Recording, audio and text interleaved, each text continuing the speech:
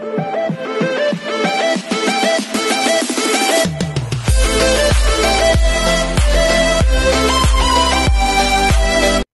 everyone, this is KJ Vlogs, a Filipino actor based here in Kingdom, Saudi Arabia, and welcome back to my channel. Agad-agad, gawa natin ito ng reaction video.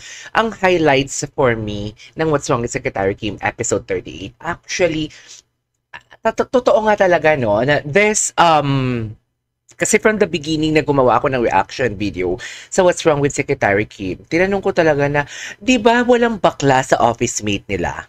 'Di ba? Yung si Sir Walter ata yun ngayon. Pero walang bakla talaga sa original version. Pero ang sabi daw is nilagyan nila ng bakla para parang meron daw talagang touch of Filipino, something like that. Tapos, sa mga previous episode like 37 and 38, may mga ano talaga, yung typical na Filipino touch talaga. And kagabi, medyo naantig ang puso ko kasi I didn't see it coming. Lalo-lalo na sa part ni Janice de Belen, tapos sa pamamanhikan, which is ang pamamanhikan talaga sa Korea version ng What's Wrong with Secretary Kim, that was morning. Pero sa gabi nila ginawa dito sa Filipino. Tapos, nag-speech din si Janice de Belen na parang minamaliit ang housewife and everything. Gustong-gusto ko talaga yung mga ganun. Tapos medyo napaiyak ako kasi grabe, after tayong pakiligin, parang ginagawa na tayong baliw. Parang ginagawa na tayong baliw ng What's Wrong with Secretary Kim. Kasi pagkatapos tayong pakigiligin, is pinapaiyak tayo. 'Di ba? Grabe ang eksena kagabi. You can, not just only the storyline for me, but the transition of the scene and the emotion as well ng mga artists dito, which is Paolo and Kim, na tipong oh my goodness gracious, grabe, breakdown lalo na si Paolo. Grabe si Paolo kagabi. So yeah, I won't take any longer, panoorin natin to. Ito na. Kilig siya.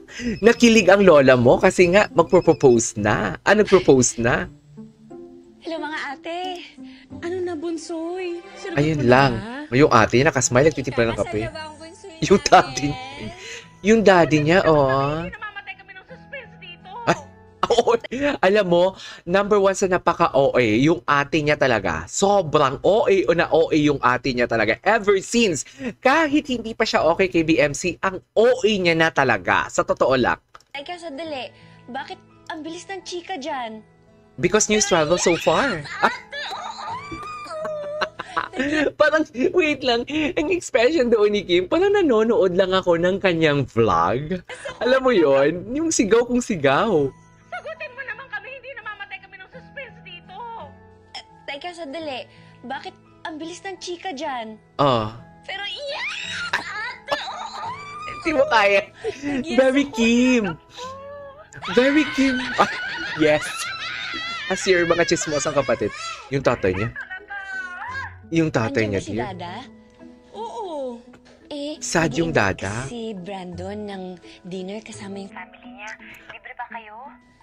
Dinner. Oo, dinner nga talaga.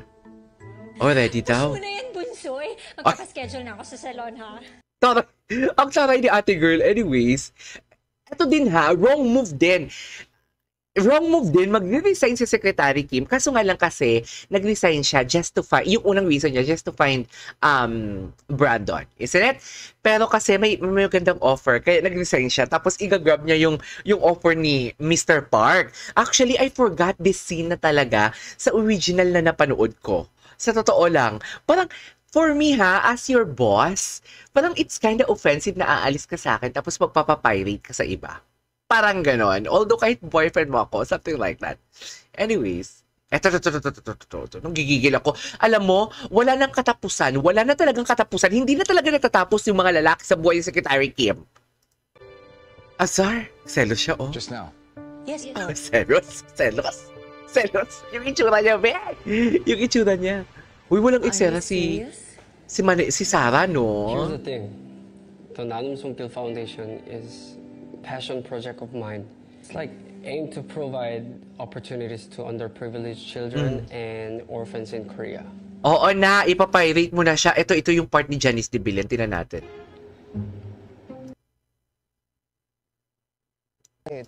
Tingnan natin. Ito. Huwag kayong mahiya, para sa inyo naman talaga to balae. Yang hiya kami, dear, sa ano mo, ha? I called you Sa balae. earrings mo, ha? Kakasal naman na sila. No, not that one. Well, if that's the Ayan. problem. Ito yung start. Kim, Grabe ang iyak ko pwede dito. ka naman Hindi dito naman grabe, mag-aral. pero naluha I'll talaga. sponsor you. After all, your family. Grabe, no? Salamat, Balae. Pero, ito kasing si Kim, gusto niyang pinaghihirapan kung ano man yung natatamo niya. Grabe. Hindi ko sila pinalaki. At saka, Actually, iba rin okay na talagang din yung sinabi credibility niya. ng MA studies abroad. That's really very nice. Ay, wait lang. Parang may pagtingin si Cyrus doon kay... Sino yon? Sa ate niya. No? Parang gusto ni Cyrus mag-quickie. Charis! Hoy, hindi ganun. After working for 9 straight years, deserve mo magpahinga, iha. Oo, tama. Yeah. Alam mo, ramdam ko yun. Kasi since I graduated, parang hindi pa ako nakapagpahinga. Oo, nagbabakasyon ako from abroad, like 2 months, 3 months. Pero as a content creator kasi, gumagawa pa din kami ng content kahit nakabakasyon kami. So parang ramdam ko yun. Alam mo yun? Just focus on planning for your wedding. Enjoy life. Go shopping with Carlota. Hayaan mo na si Brandon maghanap buhay. Ay! Grabe. Parang hindi naman pinangarap nitong si Bunsoy maging housewife. Oh, ito na. Oh my God. Pumantig yung tenga niya. Anong problema natin sa pagiging housewife? Yes. Oh, naiyak ako. That's not what he meant, Carlota. Well then, I'd really like to know what he meant exactly. True. Pa-smile-smile lang siya pero na-hurt. Tapos naiyak ako, dear. Naiyak ako.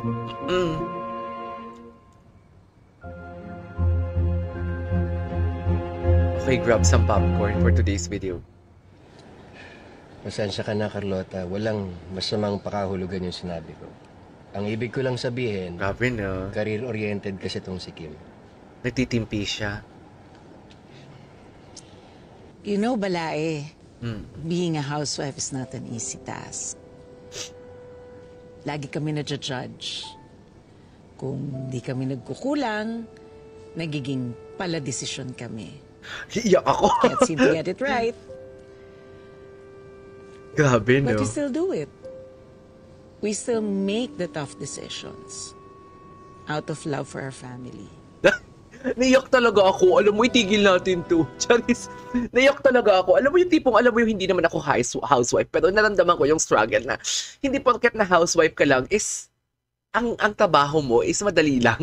Napakabigat na trabaho yan. Ikaw ba naman mag-iisip ng physically, mentally, pati naman emotionally, of course, kasi ikaw lang naiiwan sa bahay, tapos magbabudget ka ng pera, anong ulam mo, buti na lang kung may ulam pa, kung may pang-ulam pa, diba? Ganun kahirap ang task ng isang housewife. So, that's why gabi na antig ang puso ko talaga doon. Anyways, gawa natin yung reaction video pa din, yung isang highlights ng yung pag-breakdown ni Brandon, kasi ang ganda-ganda nung kailangan talaga i-separate yun.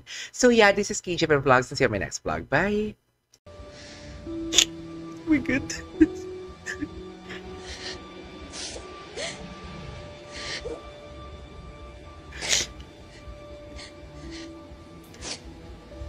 Balik na lang tayo sa susunod na araw, okay? Oh my God, ang galing ni Pop. Sorry ho. Sobrang sorry ho sa ginawa ni Mama. Tough decisions Oh, I out love of love for our this. family. Naiyak ako, dear. Hindi ko alam bakit ako naiyak. Yes. Oh my God.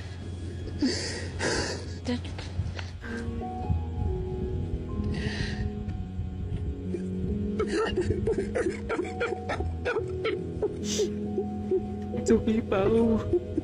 It's okay. Maghanap buhay. Parang hindi naman pinangarap nitong si Bunsoy maging housewife. Ay, dear. Hindi ganitong eksena sa Korean. Balae, Ayan. anong problema Masama. natin sa pagiging housewife? Kasi, You know, Balae, being a housewife is not an easy task. Lagi kami na-judge. Hindi Ay. kami nagkukulang, nagiging pala desisyon kami. Can't seem to get it right. Another an eye-opener. I love this. But we still do it. We still make the tough